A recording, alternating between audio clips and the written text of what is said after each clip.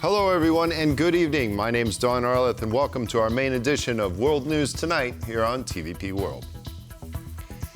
Tonight, our main focus is the European Commission and Lithuania. The former Prime Minister of the country has been nominated for one of the top jobs. That's later in the program, so stay with us. But first up, let's take a look at tonight's headlines. Belarus frees at least 13 more political prisoners, including a veteran trade unionist and former state TV journalist. Prime Minister Narendra Modi has arrived in Poland. This is the first visit of an Indian Prime Minister to the country in 45 years. Wrongdoing in sport, the Ministry of Sport will audit the Polish Olympic Committee's expenses. At least 13 out of the 30 recently pardoned Belarusian political prisoners have been released from prison in the last 24 hours. According to the Vyazna Human Rights Center, around 1,400 such prisoners still remain behind bars in Belarus. Among those released is former journalist Ksenia Ludzkina, who was jailed in August 2020 for organizing mass protests following the presidential elections that took place that same month. Her official charge was staging a coup. These people who were released, they are not the threat to Lukashenko. Most of them are elderly women. Many of them are detained for likes or comments on internet. Another prisoner that was recently freed is 74-year-old activist Vasyl Berezhnyev. He, just as many of the 30 pardoned prisoners, is described as elderly or in critical condition. Most of these freed people today are of very old age or seriously ill. So let's not make too big hopes that he will be releasing soon over 1,000, well over 1,000 prisoners. The Vyazna Human Rights Center said the release is a small victory facilitated by international pressure, but is likely not a sign of change in Alexander Lukashenko's stance. This is also true for Polish journalist Andrius Kuus, who was jailed in 2021 and still remains behind Belarusian bars. We should not release the pressure on the regime. We must remind that 1,400 political prisoners are behind bars. We must speak about Andrius Kuus, Ales Beliatsky, Mikolai Statkevich, and hundreds of others every single day. In July 2024 alone, at least 170 people were jailed for political reasons in Belarus. Indian Prime Minister Narendra Modi has landed in Warsaw, marking the first visit by an Indian head of government to Poland in 45 years. This significant trip coincides with the 70th anniversary of diplomatic relations between the two nations. In an interview with TVP World, Polish Deputy Foreign Minister Władysław Teofil Bartoszewski told us about the aims and significance of the visit. It's the first time in 45 years that the Prime Minister of India is visiting Poland. And it is the first time ever that the Prime Minister of India is visiting a free Poland, because the last visit was in 1979. That was the end of the Gierek era, the gradual collapse of the Polish communist state, which was rotten to the core. And today, we basically had a bankrupt country. Today, we are the 21st largest economy in the world. And a democracy. India is the 5th largest economy in the world and the largest democratic state. So it is fitting that we improve our relations between two democratic states, albeit different sizes. And the main reason for Mr. Modi, the Prime Minister of India, to come is to sign a strategic partnership with Poland, which Poland has already in Asia with Japan, China, and South Korea. And India has such agreements with a couple of other European countries, which would encompass all spheres of life. And later, Prime Minister Modi will visit Ukraine, becoming the first Indian leader to visit the country in around 30 years. Now moving on to Ukraine. Ukraine has attacked Moscow with a wave of drones, according to a Russian Ministry of Defense, which claims to have downed 45 drones overnight. Joining us live from Kyiv with the latest updates is our correspondent, Oz Chatterjee. Good evening, Oz. Can you tell us anything more about this attack? Sure. I mean, we only know what the Russian Ministry of Defense is saying, and we all know how reliable they are. But they are claiming this is one of the largest drone attacks on Russia launched by Ukraine since the war began. That's certainly the opinion of the mayor of Moscow, who said that 11 of the drones that were targeting Russia last night were targeting Moscow. Now they're claiming there were no casualties, no damage, because all of these drones were intercepted. But again, it does show the prowess that Ukraine has now learned with its own domestic drone programs. You know, these drones aren't coming from Western stocks. These are manufactured in Ukraine, and they're able to go quite long distances, as you can see by the fact that they are still targeting Moscow. It's not the first drone attack on Moscow, but it is one of the largest since the war began. So perhaps it goes to show Kyiv is feeling slightly more emboldened in that respect. Now, there's been some more news here in Ukraine, where the Verkhovna Rada, that's the Ukrainian parliament, has just ratified the Rome Statute, the International Criminal Court, with the foreign minister, Dmytro Kuleba, saying it was a basic step. By taking this step, Ukraine demonstrates its unwavering commitment to strengthening international justice. So it does go to show that Ukraine is very much considering its place in the world, not just because of the war in Ukraine, but beyond it by signing the Rome Statute. All right, Oz Chatterjee reporting for us live from Kyiv. Thank you for that report, and stay safe. As heavy fighting on Ukrainian front lines continue, Kyiv claims to have taken over 1,200 square kilometers of land in Russia's Kursk region. Dmitry Medvedev, the deputy head of Russia's Security Council, has said that Ukraine's incursion into Russian territory means that there will be no talks between Moscow and Kyiv until Ukraine is defeated. As fighting in the Russian Kursk region continues, many videos circulating online show heavy clashes between both sides. Ukrainian military chief Alexander Syrsky said his troops had advanced up to 35 kilometers, capturing almost 100 settlements.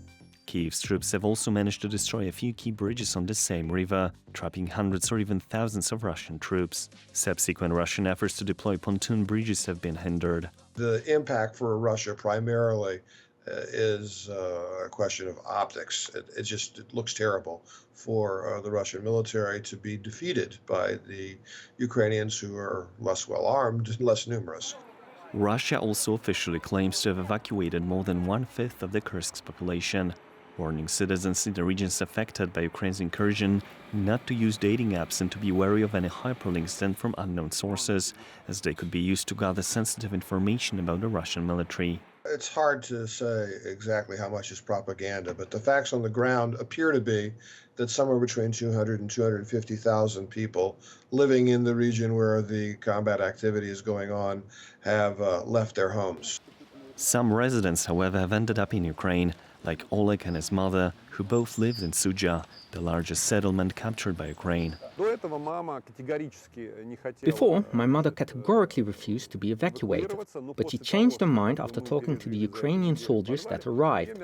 She realized that they were normal guys, not aggressive at all, speaking the same language as us. The incursion into Kursk raises questions from many observers. While Ukraine is deploying many of its resources there, in the east Russia is moving forward, with fears that the strategic city of Pokrovsk could fall into Russian hands. We have heard both General Syrsky and President Zelensky reveal some of their thinking, and I think some of it does in fact relate to using this territory as a bargaining chip at some point in the future, but that point is clearly not now. Moscow states, however, that the incursion makes any future peace talks impossible. German Chancellor Olaf Scholz has arrived in Moldova for talks with President Maia Sandu and Prime Minister Dorin Rețian. The main topic of the talks is security issues, such as the impact of the Russian aggression against Ukraine on Moldova, But experts see it as something more, since Moldova is a candidate for the European Union. Some say it's a clear message from the EU that we notice you and your problems. One of the reasons behind this visit could be to show critics who say the EU has forgotten about Chisinau that they're wrong. This is Olaf Scholz on behalf of more or less the rest of the EU, or certainly the clear majority, going out to say, no, we are interested in this region. We are interested in a stable, democratic, liberal democratic region, liberal democratic Moldova. This small European country is not yet part of the EU, but for more than 2 years it has had candidate status with a target date of 2030 for joining the bloc. Moldova right now, what it needs right now, to be frank, is not necessarily EU membership tomorrow. What it needs is a guarantee, and repeated guarantee, a continual guarantee, that the EU cares about Moldova, is ready to invest in it, and so on and so forth. Obviously, a lot of that interest will come from Romania and from Moldova's existing contacts there. But Moldova simply needs now not to be forgotten. I am impressed by what the Republic of Moldova and its citizens are doing in terms of reforms that are important on Moldova's road to the EU. In Germany, we support this European path. The enlargement of the EU is also in the strategic interest of the Union as a whole. But there's a bump in Moldova's road to the EU. It is located in the eastern part of the country, right next to the border with Ukraine, and it is called Transnistria. This breakaway state, recognized by all UN member states as part of Moldova, maintains close ties with Russia. In March, it asked Russia for protection from Chisinau, and the symbol Transnistria uses on its flag, the Soviet hammer and sickle, speaks volumes about its leanings. But experts are rather optimistic. Even with an unsolved Transnistria issue, Moldova can enter the European Union. Otherwise, I think also the negotiations wouldn't have started. Despite all the challenges of recent years, Moldova has shown that it is a country that rejects authoritarian tendencies and defends its democracy. A country that wants to offer its citizens more opportunities for development and a dignified life in peace at home. A very important moment in Moldova's domestic politics is approaching. Both presidential elections and a referendum on EU membership are scheduled for October the 20th. The European Commission has reaffirmed its commitment to a strategic partnership with Serbia, despite recent protests linked to a controversial lithium mining project. This comes amid rumors of an upcoming visit to Belgrade by French President Emmanuel Macron and European Commission President Ursula von der Leyen. This is lithium, one of the most crucial resources of the 21st century. You can find it in batteries, inside phones, laptops and electric vehicles. Some, however, see an issue with its extraction. Lead spokesperson for EU Foreign Affairs Peter Stano emphasized the bloc's determination to pursue a partnership with Belgrade. He underscored the importance of Serbia in the EU's broader strategy to secure critical raw materials essential for electric vehicle batteries and energy transition. This stance persists even as Serbian President Aleksandar Vučić has recently alleged that Western powers are behind the widespread protests taking place in the country. The first accusations that these protests, the late protests in August, were a product of the Western intervention came not from Vučić directly, but from one of his allies, Alexander Vulin, who is very well known for his pro-Russian sympathy and as a favorite of Vladimir Putin. The EU rejects accusations of instigating the demonstrations which erupted at the beginning of August following the Serbian government's decision to renew Rio Tinto's mining license. But now that the idea and the whole picture is more visible in terms of how much money is at stake in this big, huge project, probably other players want to get a piece out of it. The EU's collaboration with Serbia is part of a broader effort by the 27-member bloc to reduce its dependency on China for access to these critical resources. Honestly, this is not a problem with China. This is a problem of the Serbian government sitting down, taking a negotiation or at least a conversation with its people about what sort of Serbia do we want, what sort of independence do we want. A delegation of European bigwigs, including European Commission President Ursula von der Leyen and French President Emmanuel Macron, will reportedly be visiting Belgrade in the coming days to express support for Vučić's plans. The Serbian government is also pushing forward with the project despite mounting public opposition. 56 years ago, the Soviet Union and its allies invaded Czechoslovakia. Reforms led by communist leader Alexander Dubček had not been welcomed by Moscow. Nearly 140 Czechoslovakians died in the invasion. A bloody crackdown on the Czechs' desire for freedom, an end to socialism with a human face. The Prague Spring was over. Alexander Dubček, the Czech leader, the Czechoslovak leader, coined this phrase, socialism with a human face.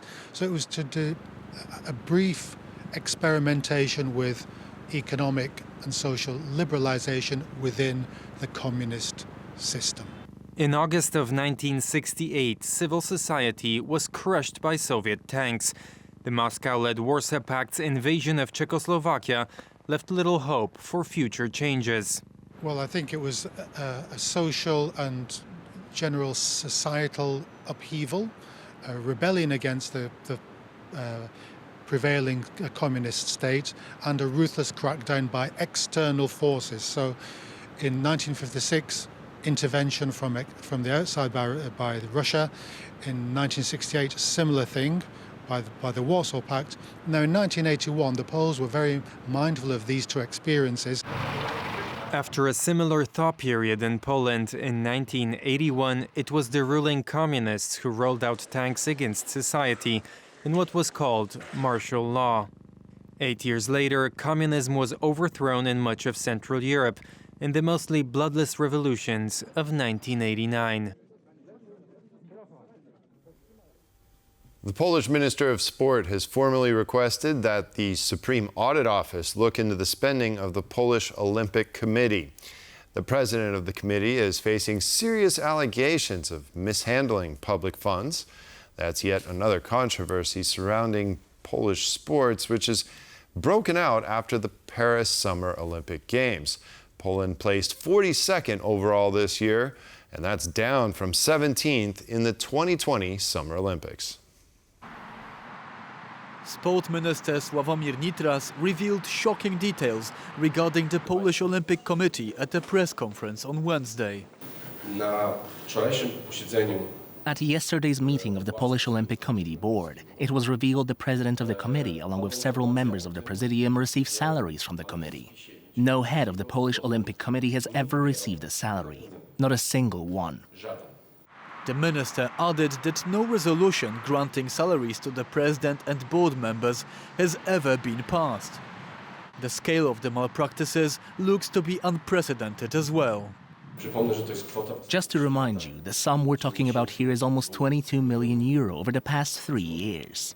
Poland was left disappointed after the Paris Olympics due to a relatively small number of medals won by Polish athletes. Sports commentator Jan Kałucki says Polish sports have become too political. Sports associations in Poland are poorly managed because very often officials and politicals are responsible for them. Everything needs to be changed. We must build a lot of full-size field, focus on disciplines that give us a lot of medals. Jakub Zborowski, another sports commentator, says the problems of the Polish sports federations run deep. During the Olympics, he opened up a can of worms by pointing out irregularities in the fencing association. There is a lot of problems in Polish sports federations. That being said, not only by journalists, but also by the athletes and federation officials themselves. The faulty regulations haven't been changed since the communist times. The Polish Minister of Sport has also demanded an explanation concerning the actions of the presidents of these 13 associations. They travel to the Paris Olympics, sometimes with accompanying persons, even though they had no athletes competing in their disciplines. We've reached out to the Polish Olympic Committee, but so far they are refusing to comment. The Supreme Audit Office, however, has confirmed that they received an official request from the Polish Sport Minister to conduct an investigation into the Polish Olympic Committee. From Warsaw, TVP World, Kazimierz Łysiak. More and more resumes are landing on Ursula von der Leyen's desk. Lithuania is the latest EU member country to reveal its candidate for EU commissioner. Although Andrius Kubilius is still awaiting the Lithuanian president's official approval, Gitanas Nausėda has spoken in favor of his candidacy. Member states are meant to propose their candidates by the end of August. There are 27 posts to be distributed between member states. Each country gets one seat. Member states have the time until end of August to propose candidates for the new College of Commissioners. Most of the member states already proposed their candidates. Among the latest commissioner candidates is Lithuania's Andrius Kubilius. Kubilius has received backing from the ruling coalition and has informal approval from President Nausėda. I would probably see him leading some economic or financial field in the European Commission. I doubt we might be given a responsibility for enlargement. Unofficially, it's being said that Victor Negrescu is to be named as Romania's next commissioner. 19 nominees have so far been put forward officially. Vera Jourova, the current Justice Commissioner, who is known for her dedication to the rule of law, cannot count on re-election. The Czech Republic has put forward Industry Minister Józef Sikela instead. The current representative of Warsaw to the EU, Piotr Serafin, is Poland's candidate. I cannot think of anybody better to be the commissioner for budget, a key portfolio for us. Ursula von der Leyen has made gender balance a key point of her leadership, but out of the 19 official candidates, only 6 are women. We have prominent candidates like Kaja Kallas, who will be the vice president of, if accepted. Actually, 3 main institutions are chaired by women. European Parliament. If everything goes according to plan, the EU should have an approved commission by December. The Lithuanian government has formally asked President Gitanas Nausėda and the parliament to approve MEP Andrius Kubilius's nomination as the country's candidate for the European Commission. And joining me right now is none other than the former Prime Minister of Lithuania, MEP and Commissioner nominee Andrius Kubilius, to discuss what could be in store for his future. Hello, sir, and thank you very much for joining us on World News Tonight. Oh, my pleasure. Now, I'm going to start off, let's start off with the €1 million question, and that is, what portfolio do you think that Lithuania will end up with? Will it be stronger than the last? Well, you know, in Lithuania, somebody is saying that with my experience, I can take whatever portfolio, you know, economy, finances, energy, transport, or let's say geopolitical or portfolios related with security. Because exactly in the European Parliament since 2019 and even before, I was devoting a lot of my attention towards security issues, especially related with what I would call Europe East, you know, or the region of Europe East, including, you know, of course, Ukraine, Moldova, South Caucasus, but also Belarus and Russia.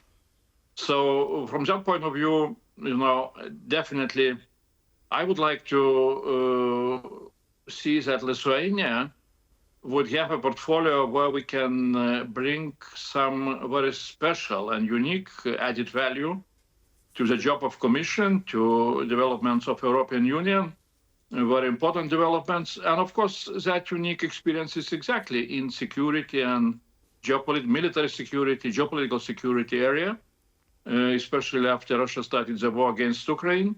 I was involved very much, you know, in developing policies how to support Ukraine. My initiative was to create a global network of parliamentarians united for Ukraine, which is very active and well recognized both in Ukraine and globally. So those are areas where I would feel that I can bring some kind of really important added value, important for security, important for European Union, and important, of course, for all of our countries. You, sir, were instrumental in getting the European Parliament to label Russia as a state sponsor of terrorism. Based on where we are right now with Russia, in your opinion, this time around, over these next 5 years, will the European Commission be a little bit more hawkish, a little bit more realistic in its dealings with Russia? I hope that, that Commission and also European Union will have more clear strategy exactly towards what they call Europe East, where our strategy towards Ukraine will be the most important instrument, including Ukrainian victory and Ukrainian reconstruction and Ukrainian integration towards EU and also to NATO. But subordinated to that should be also our strategy to the broader East, including autocratic countries like Russia and Belarus, which are now being the biggest threat to security on the European continent. And our possibility to influence development in those countries are first of all related with our policy towards Ukraine. Because Ukrainian victory and Ukrainian success can have a major impact on how things will develop in Russia. And I was spending a lot of my thoughts to work very closely with Russian opposition, with Russian civil society. And I see also possibilities that changes can come also into Russia quite soon. You were also a very active MEP. Do you have any reservations about taking on a role as a commissioner? It is for the next 5 years. It's a very demanding job, if you will. Or are you rather excited about it? I was going to say, I was not planning to get such a proposal, but situation in Lithuania, with discussion about who can be a candidate went in such a way that both Prime Minister and President offered, me such a position, and I decided that I can take this responsibility. I am not afraid of any kind of, challenges. I was 2 times Prime Minister, and I have a nickname in Lithuania, Prime Minister of the Crisis. So, because on both occasions I was really having such a challenge to solve the issues of financial global crisis, 2008, 2012, and also before that, the so-called Russian crisis in 1999, 2000. So I'm ready for that job, And I see that really Commission should be, you need to have some kind of good balance of both, bureaucratic approach to the job and political approach.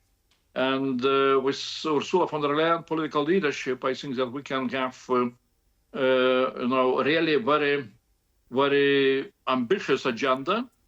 Because as Ursula von der Leyen put into so-called political guidances for next Commission, very, very strong statement that what will be done or what will be achieved in the European Union during the next 5 years will have major impact how European Union will live during the next 50 years. It is indeed very, very important. Now, I'd like to ask you about women in the Commission. After the elections, the number of women elected as MEPs looks encouraging. But what about the Commission? So far, it looks like that the Women on Boards directive is being somewhat ignored. Your thoughts on that? Well, I do not have any kind of any ideas. I know what Ursula von der Leyen was asking from all the governments to present, also candidates, women candidates. But, according to the treaty, the governments are proposing 1 candidate. And it depends on each government choice. But as it was said in your TV report just before, really, for time being, we have such a situation that among EU leadership, among 4 most important positions, 3 of them are led by really very strong women leaders. Yes, that is true. Well, Andrius Kubilius, former 2-time Prime Minister of Lithuania, MEP, and now European Commission nominee, thank you very much for joining us tonight. We appreciate having you talk to us tonight. We appreciate it. Thank you.